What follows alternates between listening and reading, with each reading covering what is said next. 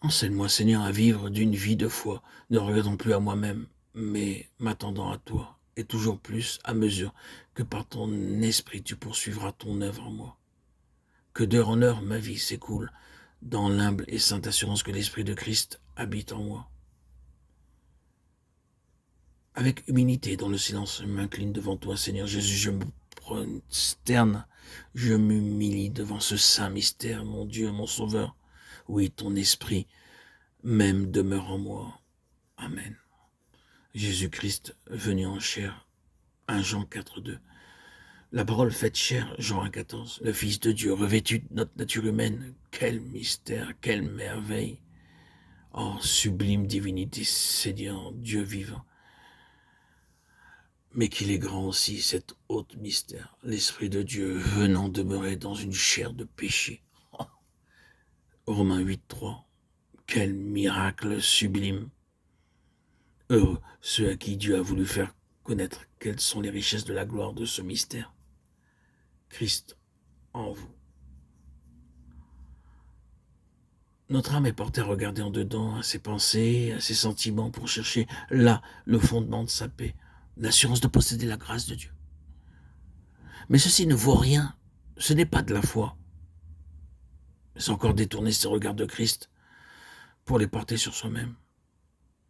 Il y a un autre regard en dedans qui est au contraire un excellent exercice de foi. Il consiste à fermer les yeux à tout ce qu'on peut discerner par soi-même et à chercher à réaliser que dans l'esprit renouvelé habite l'Esprit de Christ. Dès que nous en sommes convaincus, nous voulons que toutes les facultés de notre âme soient sanctifiées et conduites par cet Esprit Saint.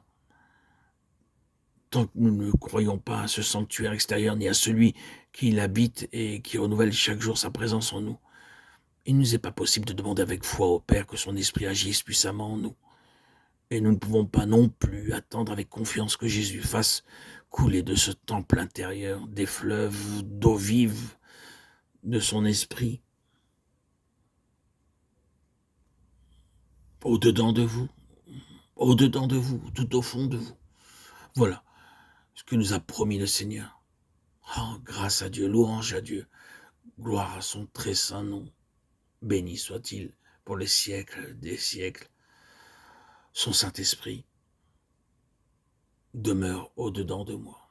J'en suis le témoin depuis le 26 septembre 2019 par la grâce que le Seigneur m'a accordée à mon baptême par immersion au lac de ma ville, où il m'a sanctifié.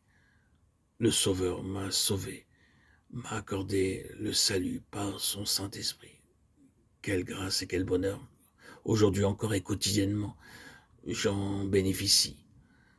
Merci Seigneur. 6 ans après, toujours cet Esprit Saint me vivifie et me permet de faire et de témoigner aujourd'hui par ces audios sur Internet, Facebook, Instagram, TikTok, YouTube, de manière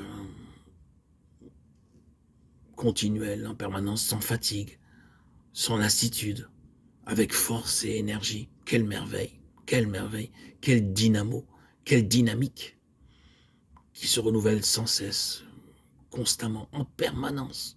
Quelle force, moi qui ai subi un déséquilibre constant et permanent depuis maintenant plus de 34 ans.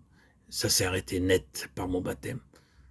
Maintenant, depuis plus de 6 ans après mon baptême, plus un seul docteur, plus un seul médicament. Quelle merveille. Avec une santé extraordinaire d'un jeune de 20 ans. Comment peut-on croire à ça? C'est incroyable. Incroyable. Quand on entre dans un temple, on éprouve un sentiment de respect, de vénération. Que soit là aussi ce que j'éprouve à la pensée que le Saint-Esprit fait de moi son temple. Aujourd'hui encore, respect et vénération en sa sainte présence. Il est écrit qu'il demeure avec vous, il sera en vous. C'est bien ces deux promesses. La continuité de la présence de l'Esprit avec l'Église, l'intimité de sa présence dans chaque croyant.